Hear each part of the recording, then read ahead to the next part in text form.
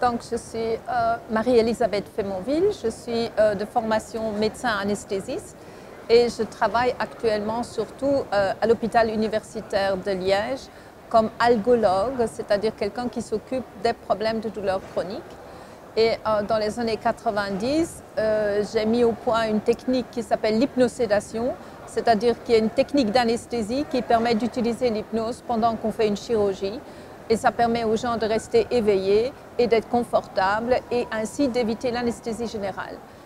Le fait maintenant que je travaille en douleur chronique, ça fait que j'ai utilisé maintenant l'outil hypnose pour aider les gens qui ont une problématique de douleur chronique à apprendre l'auto-hypnose pour améliorer leurs conditions. Et en même temps, je fais cet apprentissage avec des patients qui ont une problématique de douleur chronique et qui ont une problématique oncologique, où là, les douleurs sont parfois présentes aussi. Et l'avantage de ce qu'on a développé, c'est de l'utiliser en groupe et d'évaluer.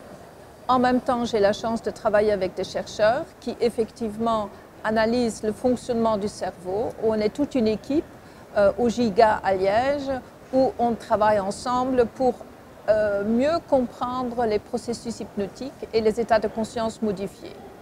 Donc on s'intéresse à l'hypnose, on s'intéresse à la méditation, à la transe comportementale, on s'intéresse comment on module la douleur sous hypnose et ces travaux vont permettre de donner des outils et donner crédit à l'outil hypnose.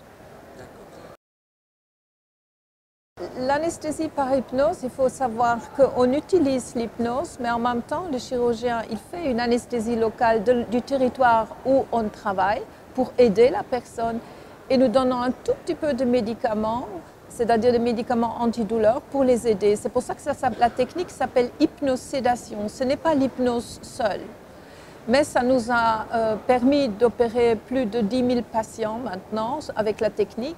Des opérations pour la thyroïde, des opérations du sein, des opérations du visage.